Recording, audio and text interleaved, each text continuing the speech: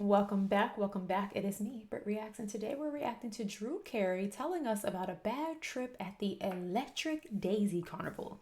This is not happening. Let's see what he has to say. It was like insane, this place. There was like chicks, good-looking dudes, there was drugs, people were smoking. I asked him, I go, hey, do you think it'd be okay if this girl lighted up a vape pen here at our table? He looked at me, he goes, you could shoot a gun in the air. Who gives a fuck? This is not happening. I'm your host, Roy Wood Jr.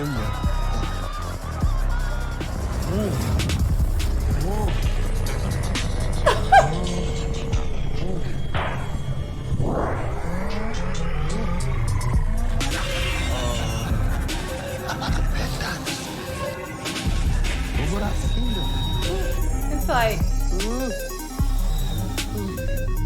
no, this is trippy. The beginning is trippy, so I know this is about to be trippy. Tonight's episode is all about No. There's not much to say about this legend. You know him as the host of The Price is Right. His name, Drew Carey.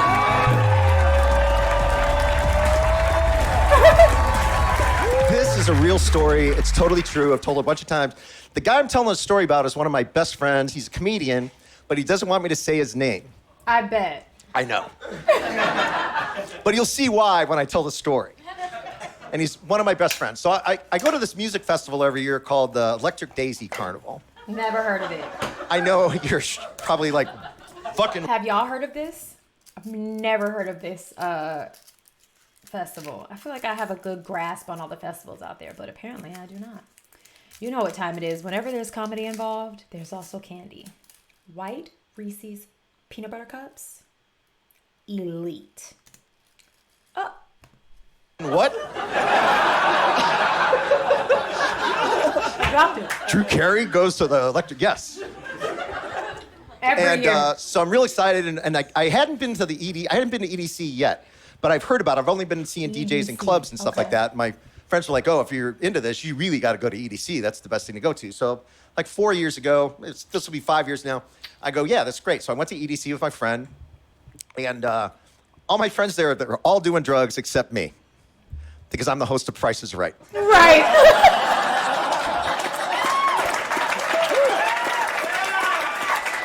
That's right, Mr. Carey. You let your work spill into your real life. Okay, so maybe this festival is like EDM music, raving music, party music. I don't know. He looks like he slimmed down a bit. Is this post? This feels like it's also post Whose Line? Yeah. All right, how did we get here? Well, he's the host of Whose Line Is It Anyway? I love that show. I've been reacting to it now for a few weeks. And this popped up and I'm like, oh, I've never seen him in stand-up form. I really only know him as a host. I don't know him specifically as a comedian outside of Whose Line Is It Anyway when he gets in and participates. So I was interested to see how he was as a storyteller / comedian. Let's find out.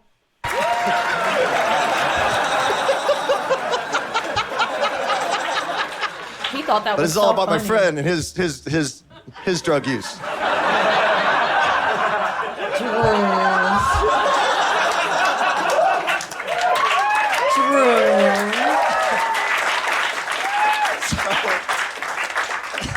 So, we're at EDC. My friend takes LSD and Molly. Molly is the drug people take to get really happy. LSD is a psychedelic. And so he took LSD and Molly, and then later on he smoked weed, and that's, he says, what set him off. Yeah. He said.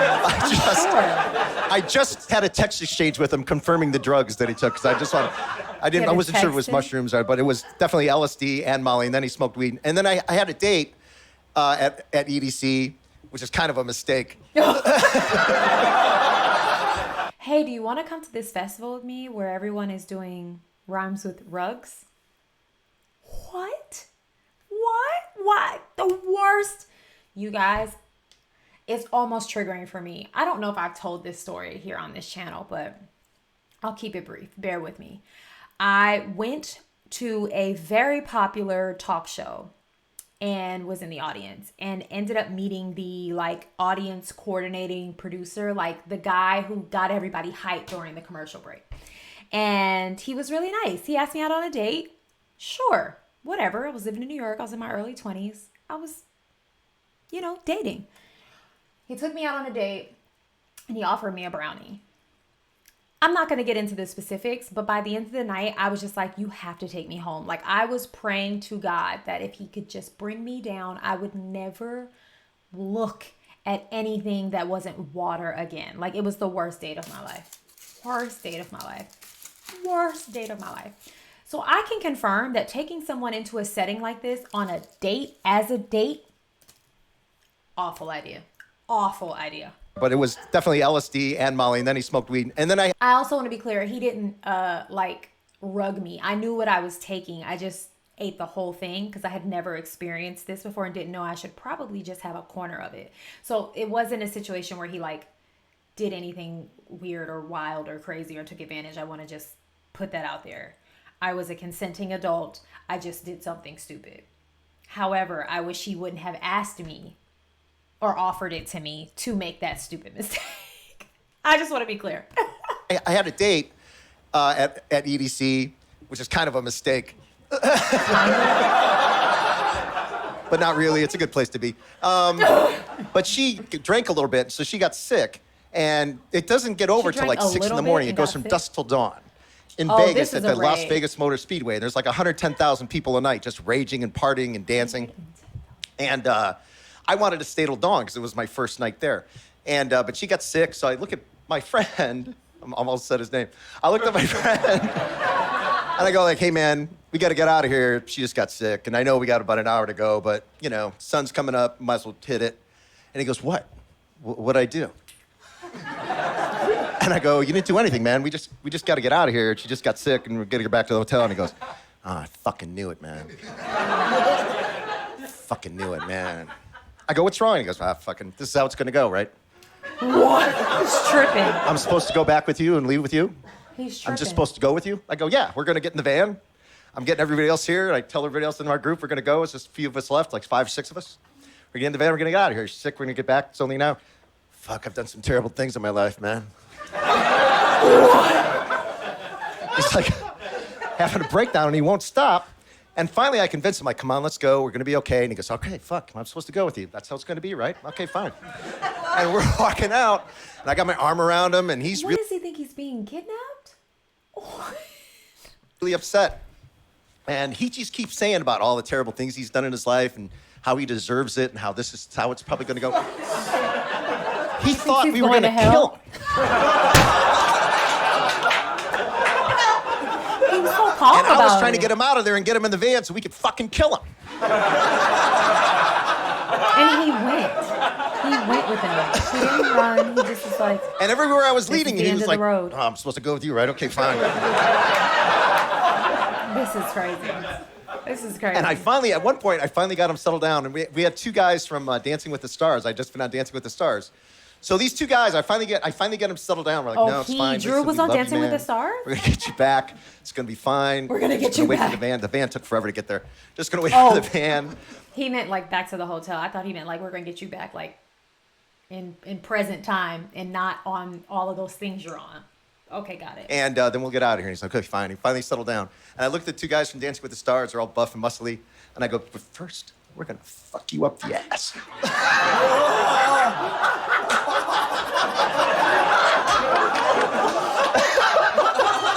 And the Dancing with the Stars guys start laughing. And I snicker. And he's, what are you laughing at? What's going on? I go, it's okay, relax. Then he was all upset again. I couldn't calm him down. We get him in the van. We're driving back to the MGM. We're staying at the MGM. It's sun's up. This is like 7 in the morning now. Gentlemen, I have a question for you. Are sexual jokes top tier? Did they make y'all laugh? Because I just wonder. I feel like men, that's how they joke. It's always just the most ridiculous sexual thing, and I'm just like, is it just the inner boy in y'all? You got cooties-ness of it all. Just help me understand. Gentlemen, help me understand. We've been there since 6 o'clock at night. partying and raging, and my friends are doing tons of drugs, not me. He can recall all of this, so maybe he wasn't. You know, because I'm the host of Price is Right. He cannot say that with a straight face.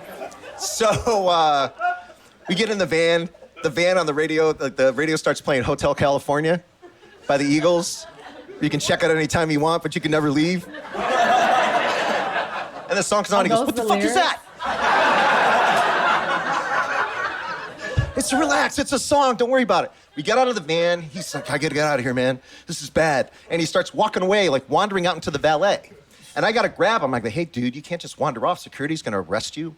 You're gonna be in big trouble, man. Let's just get out of here. Let's just get." We go through the lobby, and he's like, "This." I'm holding him, and my date's like, "Ugh, she's not feeling good."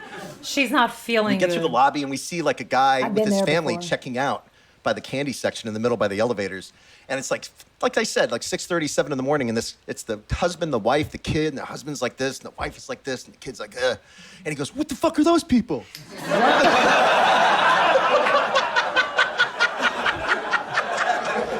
They're just checking out. Just ignore them. Let's go. We get the elevator.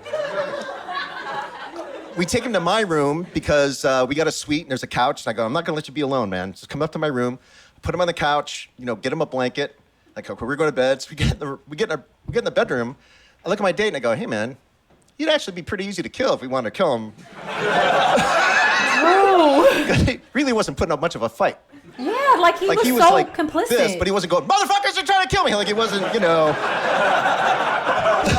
like I would do. He wasn't screaming. He was like, "Oh, I got to go with you, right? And this is how it's going to go." That's how he was the whole time. Drew's a really good storyteller. He's funny. I am beginning to believe how could he recollect all of these things if he were actually zooted and booted? You know what I mean? I don't know. The poor date, though. This girl, let her sleep. Get her a cold compress or something. Some Advil, Midol. I don't know. Convinced we were going to kill him. I get him to sleep. Next day he's gone, but we're the World Cup is on. So we go watch the World Cup. World Cup. I thought you said World Cup game down at the sports bar, and he shows up because he's going to drive home that day. And I go, "How you feeling?" He goes, "Fine. I'm really sorry about last night." I go, "Don't worry about it." And the game's going on, and finally, in the middle of his meal, he goes, "Why is everybody talking about me?" I go, "Nobody's talking about you, man. We're just all having lunch here." And he goes, "Oh, man." So I think I broke my brain. That's a direct quote. "I think I broke my brain, man. This is really bad." Don't do them. "Nobody's talking about me, right?" And I go, "Nope, nobody." Don't do rugs. "I'm just going to go." So he leaves, and he drives home. I hear from him like, "Hey, man, you okay?" And he said, "Yeah, I'm fine." A couple days later, he texts me, and he goes, "Hey, I'm really sorry. I just can't, I guess I can't do drugs anymore." And I go, "Okay." So 3 months later, we go to another music festival called TomorrowWorld. Oh, I've heard of That's down in TomorrowWorld. Atlanta, and it's in the woods, and everybody camps. And we took a private jet there. Oh. We took a private I jet. wanna We're be at a your VIP friend, Mr. area Carey. with like a tour bus thing where everybody sleeps. Like we're doing it deluxe at this. Everybody else is in a fucking tent. That's obnoxious. Not me, man. We got private jet and everything. So everybody goes and we're dancing and stuff and having the greatest time. And he took. I love when rich people are not humble. Like, I just feel like if you work hard and you earn your money, don't downplay the life you live and worked hard for. Do you know what I mean? Like, I feel like celebrities have it really hard because people want them to be human, but also superhuman, humble, but also, not. It's just like, I get it, but I love that he's like, we were living large. Everybody else the minions were intense. He didn't say minions, but you know what I mean? Like, I flaunt your bags, okay? You worked for them, Mr. Carey. We all know you have those bags. So like, don't act like you don't, I love that he just like, it's like, yeah, I mean, I got a private jet and we did this thing deluxe and we got a tour bus. Like, could you imagine a sea of tents, just a tent land, and then this big old tour bus comes rolling through? That's obnoxious, but I love it. A bunch of mushrooms and serve a tent. Not me, man. We got private jet and everything. So everybody goes and we're dancing and stuff and having the greatest time. And he took a bunch of mushrooms. Oh. And I go back to where our campsite is, and he's on the bus with my other friend, who's a comic, and I hear my other friend going, "Nah, man, everybody loves you. What are you talking about?" He's still bugged out. Drew is. And I walk up in the Cracking thing because I'm himself up. about to go and split and see this girl I know that works downtown. I go, "Are you fucking kidding me?" I go, "Is he?" That's what I said. I didn't feel bad for her. I go, "Are you fucking kidding me? He's doing this again?" And he looks up and he goes, "Yeah, I don't know, man. It's all too good." Private jet, VIP, this is not, something's gonna happen, man. I just feel it. So I sat down for like a half hour. We talked to him. I tell him how much everybody loves him, how great he is, what a... I can't see where this is ending. Like, how is this going to end? Not they're in the middle of a therapy session now. We all love you. Kumbaya. So I sat down for like a half hour. We talked to him. I tell him how much everybody loves him, how great he is, what a beautiful person we think he is. Like, he really is the nicest guy in the whole wide world. And I wish I could say his name, but he's bullshit chickening out about... Well, you can see why he doesn't want what's going on. Now that I'm telling you the story. You know how easy it is to probably figure out, at least narrow it down to 3 people who this is. Like, just simply Googling, like, Drew Carey's friends or who Drew Carey's been spotted with. And you could easily figure out at least 3 men. We know they're comics. Like, come on, Drew. Now that I'm telling you the story. Finally talk him down. The next day, it's during the day, next day he goes, "Hey man, thanks for talking to me." He's bright-eyed, he's standing upright. He goes, "Thanks, that was like 10 years of therapy. I feel great today." I told you. And he it felt did. like He a was therapy standing a little taller, his eyes were clear. Standing a little and we taller. partied that Friday night like we never partied before. It was like insane, this place. There was like chicks, good-looking dudes, there was drugs, people were smoking. I asked him, I go, "Hey, do you think it'd be okay if this girl lighted up a vape pen here at our table?" And he looked at me, he goes, "You can shoot a gun in the air. Who gives a fuck?" It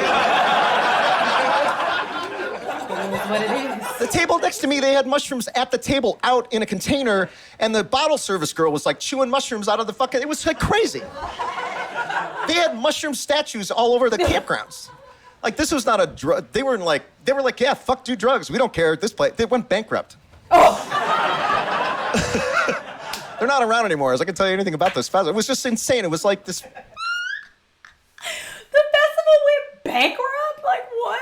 I didn't know that. I've heard of that festival as someone who grew up in Atlanta. I've heard of it, but I obviously never attended because I am the host of BrittReacts, and I would never.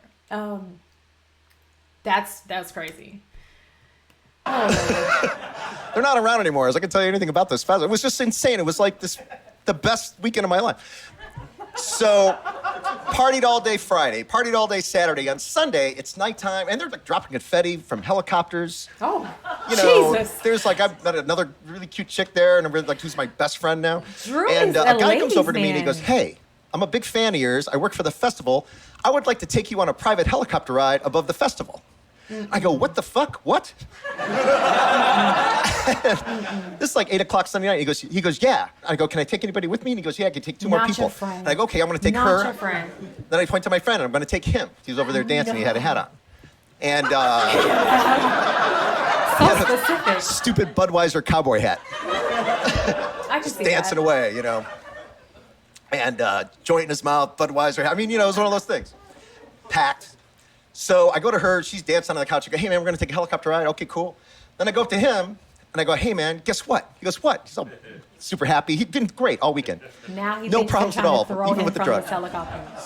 And I go, "Hey, man, some guy just wants to give me a private helicopter ride, and he said I could take somebody, so we're going on a helicopter ride above the festival." He goes, "What the fuck?" He goes, "Are you kidding me?" And I go, "No." And he gives me a big hug, and he goes, "Oh, man, that's great. Why me?" And I go, "Because you're one of my best friends, man.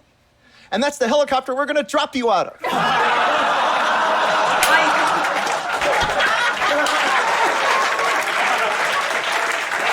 This man is scarred for life. He'll never be the same. Paranoia always. 3-month callback, motherfuckers! Off the top of my head. I was like so happy with myself. That's a good moment. That's a good moment. And he's a comic too, so he was like, "Yeah, that was a good one," 3 months later. And then we got off, we were like crying, hugging each other, how much we loved each other. And it was honestly like, now he's fine. He just didn't want me to mention, his name when I told this story. But if you're listening to this, I love you. Thanks for letting me tell the story, and thanks a lot, everybody. Bye. That was great. Drew is really good at like giving unnecessary details, but at the right time. Like the hat thing. Like we didn't need that detail, but it really set the scene. Like you're like, oh, I can really see what was going on at this party. That he was wearing that. And he had the thing in his mouth. That was funny. All right, that's where it ended, folks. Does Drew Carey do like stand up? I would assume so if he's known as a comic like back in the day, his younger days. Let me know. Go and have the day you deserve. Bye.